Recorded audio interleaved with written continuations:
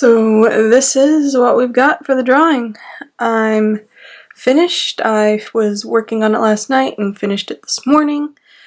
But now I have to figure out how on earth I'm going to print this out, because this is drawn to the appropriate dimensions and it needs to go on a 12 by 18 plaque, and I only have 11 by 17 paper. So it's going to get chopped up to scale, I guess. But yes, that's what I'm going to do now. I'm going to print it out and then, I guess, work on transferring it onto the wood.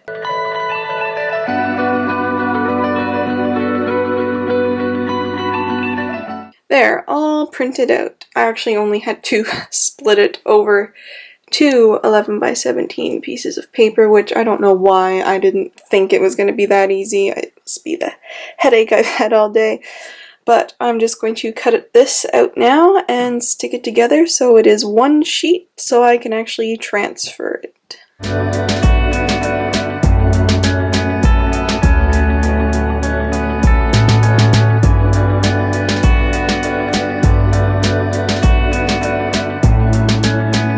And this is the moment that I found out that the wood plaque is actually not quite 12 by not quite 18 inches.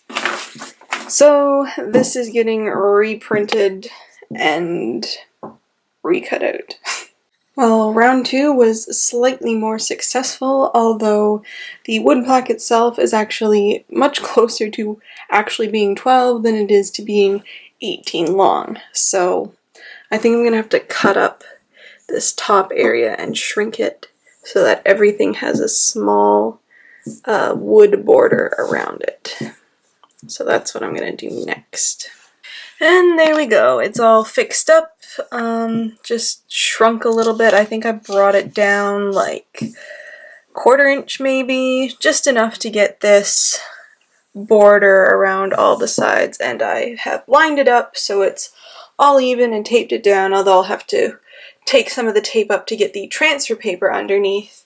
But that's what I'm going to be doing next, is transferring the sketch onto the wood with this stuff. And one thing I wanted to mention is that when I use transfer paper, I always use, like, obviously the paper you need to, like, trace over your drawing with something, and then it transfers onto the thing with the transfer paper. But I always use a ballpoint pen. Not only can you see what you have done and what you haven't yet, because if you're using a different colored ink, I normally use blue or red if it has black lines or just dark lines. But the other thing is that you can press a lot harder with a ballpoint pen because you don't have to worry about the lead breaking. So that is my tip for using transfer paper. Use a ballpoint pen.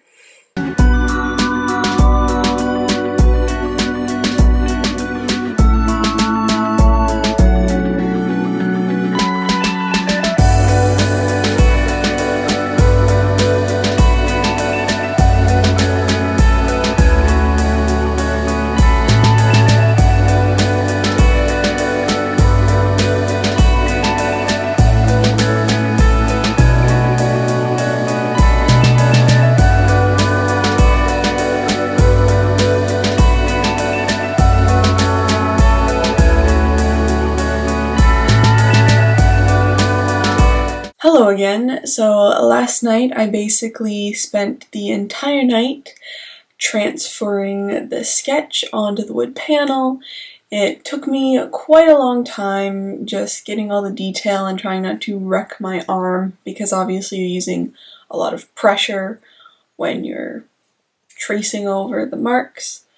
But then it also took me longer because I decided to not try and transfer the straight part, so then I ended up redrawing them with a ruler, and then I had to go over everything with one of my normal pencils just to detail up the lines, get them a little smoother, and also to stop the marks from smudging so much.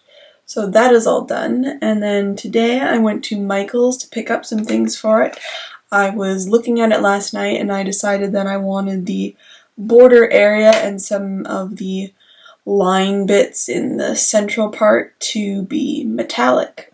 And so I was thinking about what the easiest way to do that on a wood panel would be without having to like crazy prime it and just a whole thing. And I decided that gilding or gold or silver leaf, because I want it to be silver, leafing and gilding might be the answer. So I went to Michael's and picked up a few things. I got some gilding adhesive because I don't have it even though I have all of the leaf sheets already. So some gilding adhesive, some gilding brushes in case I need them, and then I also decided to pick up this wax metallic paint, which is kind of like gild paint, I think, so it should be super hyper metallic, so I guess we'll try that out and see what works. I was test swatching some things on the back of the wood panel last night, but yeah, so now I'm going to pick out my colored pencils that I'm going to use and start coloring. Okay, so I decided to do some testing on the back last night. These swatches are some of my acrylic metallic paint, and these ones are the waxy, the new stuff that I just bought. And what I think I'm going to do is do a base of this and then put that on top so it's not super bright silver, but it's also not such a dark gunmetal color.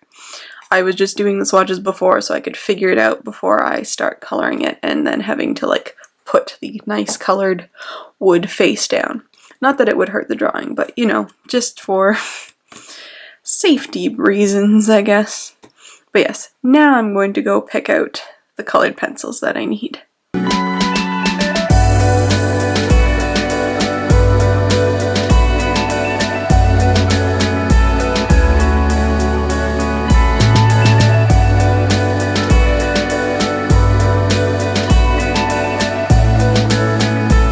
And there we have my color selection. I'm not sure if this is going to seem excessive or very minimal to people, but yeah. So we have some polychromos and the Prismacolor ones here. I don't worry about mixing them up because the ends are a lot different, so you can easily tell the difference between them, so they're not going to get mixed up when I put them back. But yeah, I know it might seem weird that I have the black and the white out for both of the types of pencil crayon, but it's actually because there's quite a big difference in consistency between the Prismacolor and the polychromos. The polychromos have a lot harder lead, but the Prismacolors are great for strong, bold colors. So if I need it to be super white or if I'm just blending things in, that's where that comes in. In fact, I might also even use my Prismacolor Very Thin if I need them, because they're even harder lead and they're super precise for detail and stuff. But yeah, so that's the color scheme that we have going right now. Another great thing about the Prismacolor ones, if you're familiar with them, is that the polychromos actually only have grays in cold and warm, which can be perfectly fine, but the Prismacolors actually have them split between cool gray, warm gray, and French gray. So another benefit to that, I'm actually planning on doing a whole video comparing different lines of colored pencils, so if you're interested in that kind of stuff, it's coming hopefully fairly soon. I think now I'm just going to start coloring. The other thing is that when I have a whole bunch of pencil crayons out like this, I normally grab this little water cup container and stick them all in, although I'm using this desk for once, so I actually have more space to keep them flat, so I might not actually use this. We'll see. So here's the setup that we're rolling with. We've got the wood panel propped up with my pad pucks, camera, which I'm probably going to be adjusting the angle for, light, and then all the colored pencils here, and then I grabbed my pencil sharpener so that it was on hand. And yep, all ready to start filming. And I think I'm going to stop there for the night because this kind of killed my arm a bit. I can just feel it in my pinky, so I think it's time to call it quits. It is like after 11 o'clock at night, so yeah, I guess I'll be resuming the coloring tomorrow. Also, I actually drew up some test calories for the dress, and I'm going to be going with this one. I was just playing around with what it looked like if it was just outlines, or what if it looked like if it was the darker purple at the bottom of the dress and the lighter outlines, but this is what I originally had planned, and that's going to be what I go with. But you know, testing things out isn't going to hurt a thing. So yes, good night from me, and I'll talk to you tomorrow. Hello again. I know I kind of fail vlogged yesterday. I think I took one clip maybe? I'm not sure, but I was just really focusing on doing the wood panel art, getting that finished for today, because I like to have the artworks finished by Thursday, so at the latest, because on Thursday I like to use the natural light to take thumbnail pictures, pictures of the finished artwork, Instagram pictures, all of that stuff. So I always try and have it finished, or to the point that I'm going to have it finished really fast on Thursday to get all of that done at the latest.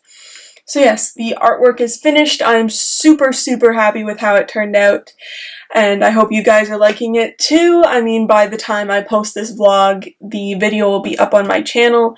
If you're interested, I'm not sure how many of you watch until the end, but the end card actually has always the video that I've been working on that week for that vlog, and then the previous vlog.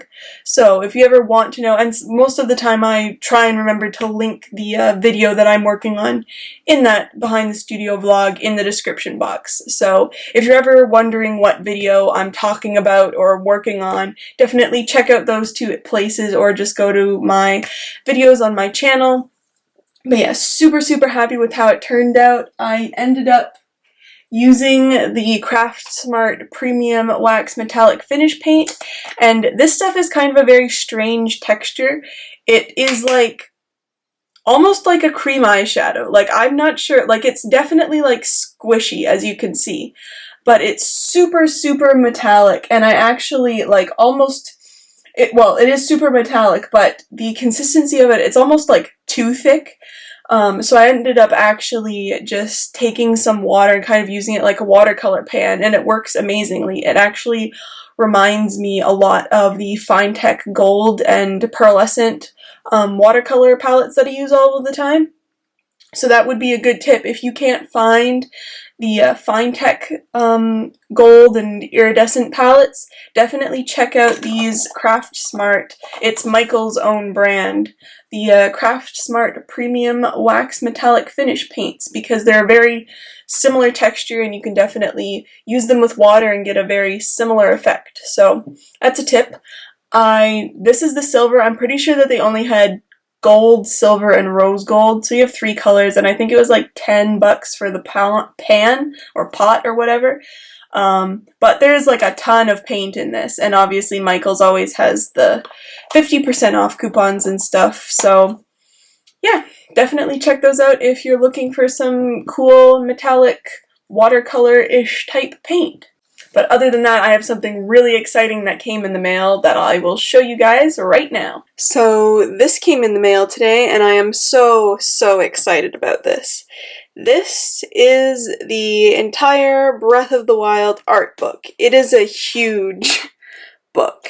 It's the Masterworks Breath of the Wild, and it is the entire art of Breath of the Wild.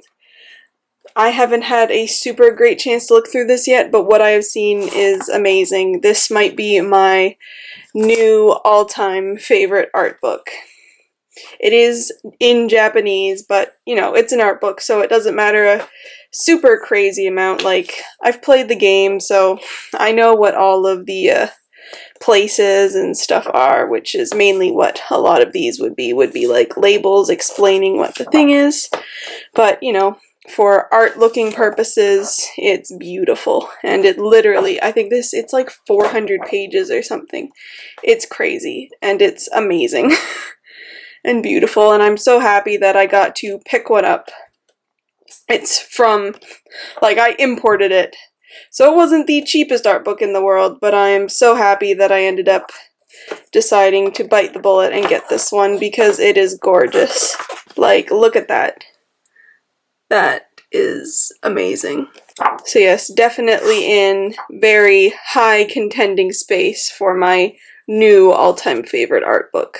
Yeah, super, super happy with the book. I mean, Breath of the Wild is now my all-time favorite video game, so getting the book definitely made sense for me, and I'm really happy I got it. Yeah, the studio is kind of a disaster still. I mean, there's pencil crayons everywhere, there's pencil shavings everywhere. Like, just because when you draw on wood, definitely the Prismacolor pencils, the wax will kind of, like, chip, I guess, and so you have, like, little wax bits, and they're kind of all over the place, and, like, yeah, definitely need to clean that up before it starts to actually mark up the desk and the wood, and there's some on this white. Clearly I should not have one of the white cubes in my wall thing right in front of my desk, because that's no longer entirely white. But I think that's going to be it for this week's vlog. Next week I have a super exciting week, so definitely come back and check that out. But thank you so much for watching, and I'll see you next week.